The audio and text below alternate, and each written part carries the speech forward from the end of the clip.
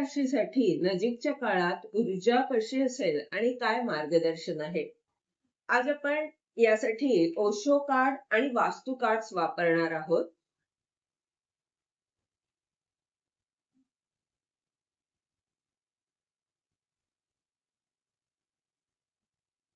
पहिलं कार्ड आहे politics,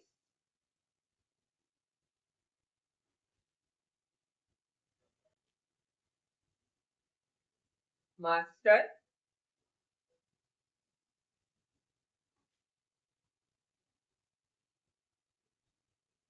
consciousness,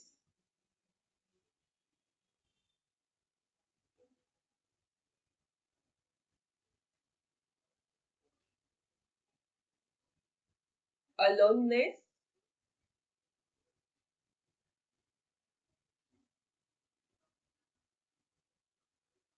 guilt,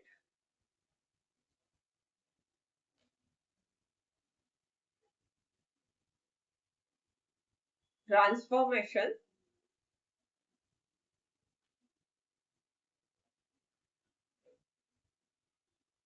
sorrow,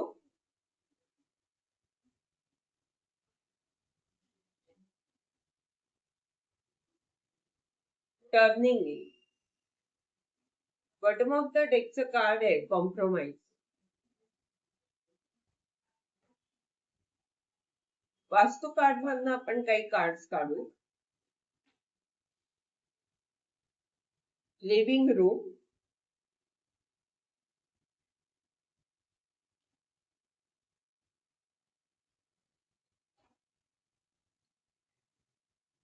plants.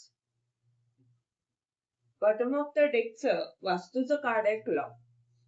तर हे बॉटम ऑफ द डेकचं कार्ड व्हील ऑफ फॉर्च्यून प्रमाणे आहे. तर भाग्य तुम्हाला साथ देणार आहे. कशामध्ये? तर जर काही पैशाच्या बाबतीत काही समस्या असेल तर आता येणाऱ्या काळात भाग्य तुम्हाला साथ देणार आहे.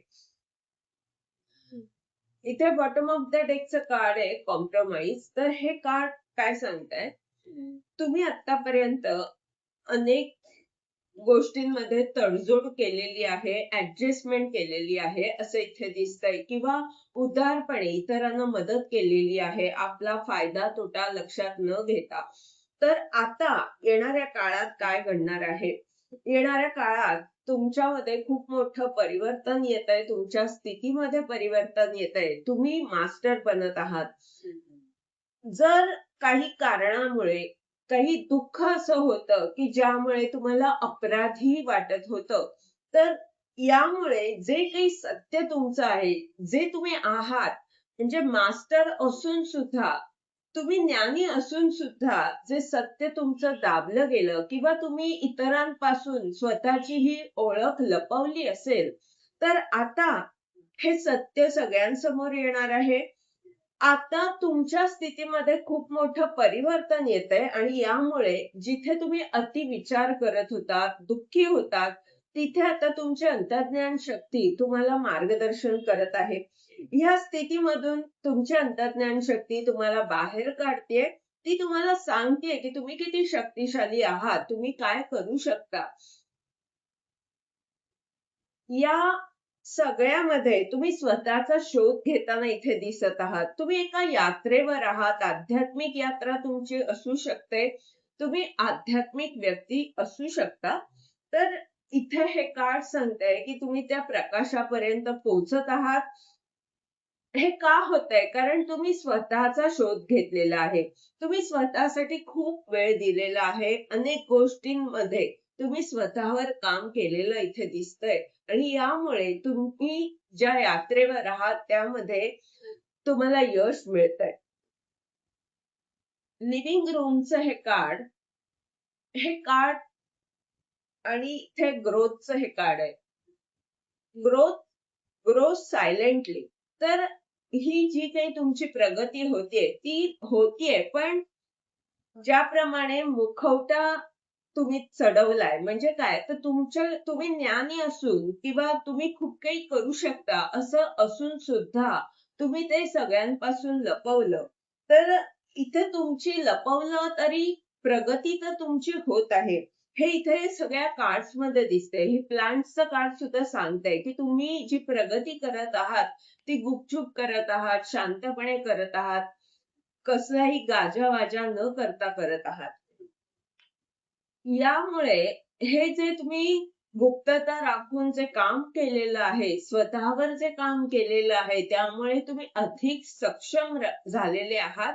कारण तुम्ही स्वतःच्या बाबतीत काय करता येईल ह्यावर खूप विचार केलेला आहे. यामुळे तुमच्यामध्ये खूप मोठं परिवर्तन आलेलं इथे दिसतंय. यामुळे तुमच्यामधली जी अपराधी भावना आहे, ती आता दूर होतीये. तुम्ही खूप सकारात्मक झालेले दिसताय. आणि या सगळ्यामुळे तुमची शिवशक्ती संतुलित होतीये आणि भाग्य तुम्हाला साथ देत आहे. हे सगळं तुम्ही का करू शकलात? कारण तुमचा ब्रह्मांडावर विश्वास आहे. तुमचा स्वतःवरही विश्वास आहे. सकारात्मक, चांगल्या गोष्टींवर विश्वास आहे. आधी काय झालेलं? आधी तुमची खूप नकारात्मक ऊर्जा होती. तुम्ही स्वतःला बांधून घेतलं होतं, अपराधी समजत होतात आणि यामुळे खूप नकारात्मकता होती. पण त्या नकारात्मक ऊर्जेमधून तुम्ही बाहेर पडत आहात. येणाऱ्या काळात तुम्ही खूप सकारात्मक होत आहातच, पण त्याचबरोबर तुम्ही मास्टर बनत आहात. आज या रीडिंगमध्ये मी वास्तूची कार्ड्स वापरली, तर कदाचित असं असू शकतं, की तुम्ही मास्टर बनत आहात वास्तूच्या क्षेत्रामध्ये. असं सुद्धा असू शकतं, तुम्ही वास्तू कन्सल्टंट होऊ शकता किंवा असू शकता. तर त्यामध्ये तुम्हाला यश मिळेल किंवा कारण कर्क रास आहे. शिवाय आपण वास्तूची कार्ड्स वापरली आहेत. तर चौथं घर प्रॉपर्टीचं असतं. म्हणून सुद्धा वास्तूशी संबंधित इथे वाटतंय तुमची ऊर्जा. तुम्ही मार्गदर्शन त्या बाबतीत करू शकाल. आणि खूप मोठं परिवर्तन तुमच्या जीवनात येणार आहे. इथे तुमच्यासाठी मार्गदर्शन काय आहे? तर हे लिव्हिंग रूमचं जे कार्ड आहे, ते सांगतंय, की तुम्ही ज्या प्रकारे दिसताय किंवा ज्या पद्धतीने सादर करताय, तर त्यांनी लोक प्रभावित होऊ शकतात. तुमचा साधेपणा लोकांना आवडू शकतो. तुम्ही काहीतरी वेगळं कराल, की ज्यामुळे लोक आकर्षित होतील आणि याचमुळे तुमची जी प्रगती आहे, ती सायलेंटली होऊ शकते. त्या सायलेंटली होणाऱ्या प्रगतीवर विश्वास ठेवा. ब्रह्मांड काय सांगतंय, की अनेक जण वेगळ्या पद्धतीने त्यांची प्रगती करत असतील किंवा आजकाल मार्केटिंगचा जमाना आहे, तर त्यांची पद्धत किंवा लोकांपर्यंत त्यांचं जे पोहोचणं आहे, ते वेगळ्या प्रकारे असू शकतं आणि तुमची जी पद्धत आहे, ती वेगळी असू शकते. तर तुमची जी पद्धत आहे, त्यांनी लोकं प्रभावित होऊ शकतात.